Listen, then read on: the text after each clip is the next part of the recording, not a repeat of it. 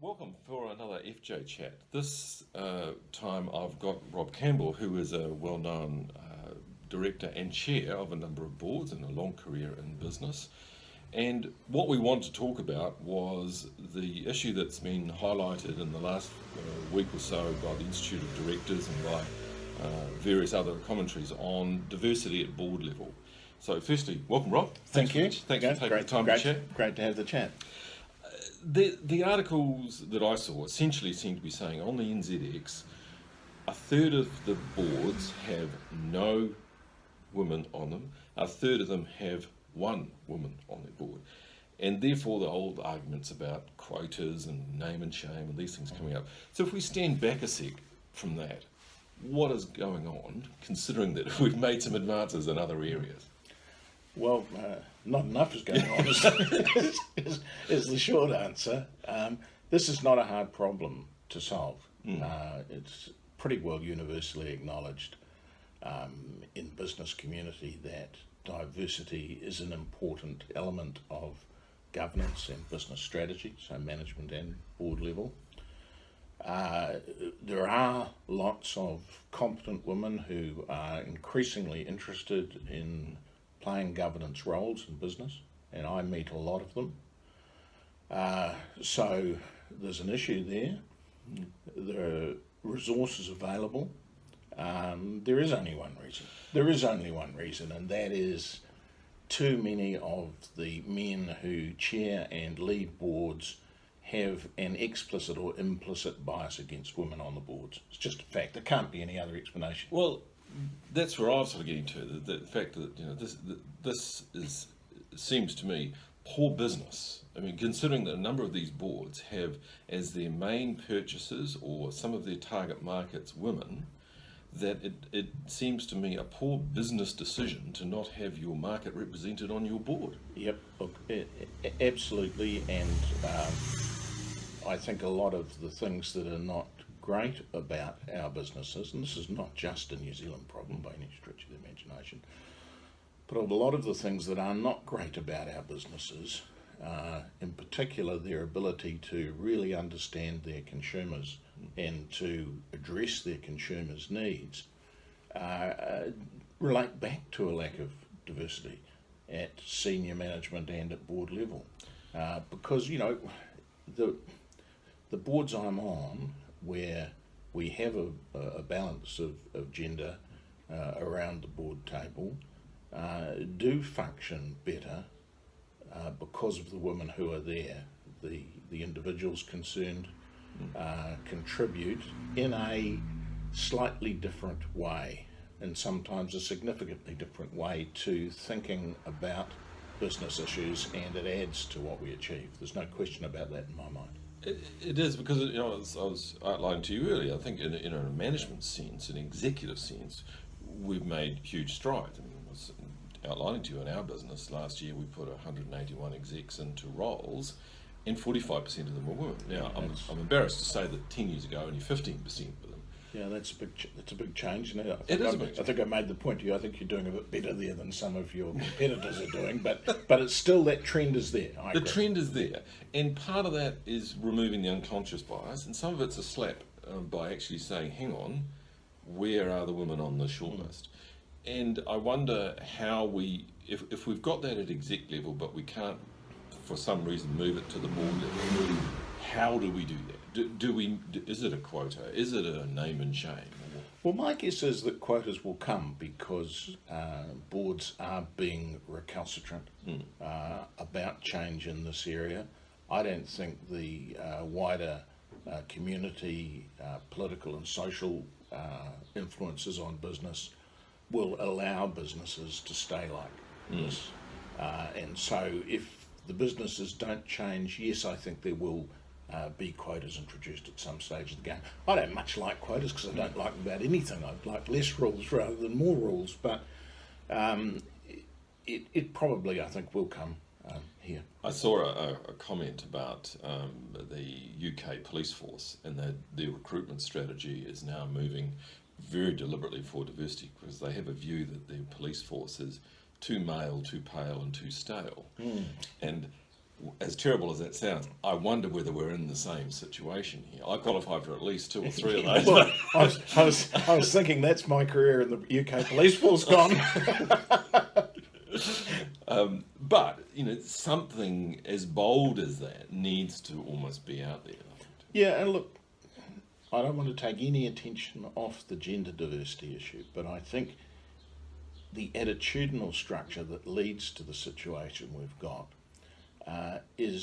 includes bias against Māori and Pacific people in leadership roles as well, outside of their own areas of influence in the iwi businesses, etc. I think there's that bias there. I also think there's a bit of an age bias. There's a feeling that to be a good director you need to sort of be, 60 or late 50s or something. So I think there are other elements of diversity where we're not paying enough attention as well. And one would hope that you could open up the way of thinking about leadership of business to this wider pool, and women will be a substantive part of that. So I'm not saying, the women don't matter, they do matter, but I think that it would be a shame if in talking about and acting on diversity at the board level, we limited it only to the gender issue. Yeah, I agree with that. I think because there's potentially, and I think picking up on your comment, an issue where boards or chairs are looking for experience rather than necessarily particular skills that might come into the board, and therefore experience. Therefore, I've been doing this for 30 years. I'm experienced. Instead of saying, hang on, there's some particular skills that we could use, and therefore we would like someone who represented those skills. It doesn't matter how old they are. Yeah, look, absolutely. In a lot of cases, of course, experience in a world that's gone. Yes. It's like experience in print media, when print media is not nearly as important. To give us a really simple example, but the rate of change in business means that you can't do that. Like businesses at the moment are all doing some thinking about cybersecurity. And there are very, very few directors who are competent to think about cybersecurity. I'm included in that group, so who are not competent to think about it, but one tries. But to get directors who have a level of competence in that, you are going to have to cast the net a bit wider than the old boys club.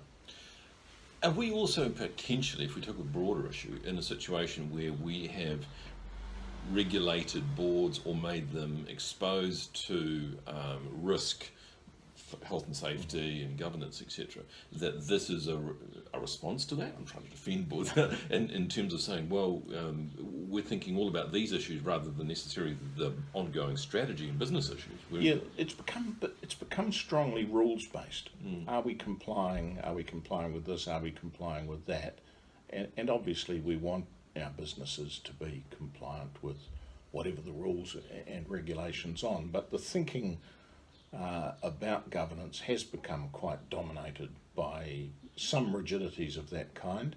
But if you get the right people, they'll break out of that. I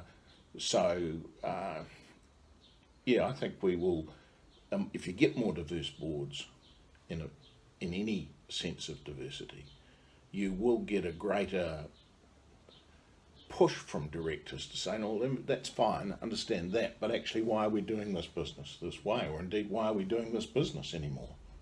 And that's really what you need from boards. You need boards to lead, not just control, and we've probably drifted a bit to control versus leadership, and maybe we then, because of that, we sit around and recruit directors who are suited to control, but maybe not to lead. And so there's a change in thinking in there that's required to be enabling of that board to actually open up to other ideas. There is lists being generated of boards where there are no women or one woman. Is it perhaps 180 degrees wrong? We should be sending around the lists of boards that are diverse and holding the shining example rather than the other end. Well, I hadn't thought of that, but it does make sense. I mean, the threats are not usually as good as inducements, are they, and rewards? So, yes, maybe if we rewarded more boards which had made real efforts to have diversity and related those to success that the business was having, I think that is potentially a very good thing, and I think it would maybe encourage boards to act a bit better than have them feel, oh, I'm being forced to do this and I don't really understand it, and how is this woman going to fit in, and all those sorts of things. Yeah, maybe I want to be on this list. And look what happened with the KiwiSaver industry in terms of ethical investments. Absolutely, and quickly. And yeah, remarkable. Bang, here's an issue. Money was involved. So it's a funny thing, though, isn't it? Potential flow of funds, and things happen quickly. Yeah, and well, incentives do matter, and board members respond to incentives in the same as anybody else does. So the incentive of recognising boards that have a degree of diversity is perhaps something that would help. You would hope it didn't need that, because honestly, you can, do you really have to give the directors a sweetie for appointing a woman to the board? It's like, feels like it shouldn't have to happen, but if it doesn't happen that way, then it will get regulated, in my view. Yeah, and I think there's a window of time where boards either act or something else is going to happen to them. And I agree. I think it's sort of disappointing that we're even having the discussion, really. I think part of this will happen. You raised the KiwiSaver industry and the ethics kind of issue that raised there. And one thing that I've done in one board recently, and I'm going to now keep repeating it, is when we're thinking about a new director, we've gone and talked to the main investors in the firm concerned and said, look, here's what we're thinking about, not the names particularly, but here's the sort of person we're thinking about, and this is why we think we want this sort of person. What do you think about that? And we got very good feedback using that. And I think you will find that those major investors, the institutions, would make quite a change, because I think if firms did that, they would find the institution saying to them, all guys, really, why don't you do something about it? So they've got a role to play too. The investors being more activist about this issue, that does affect board members.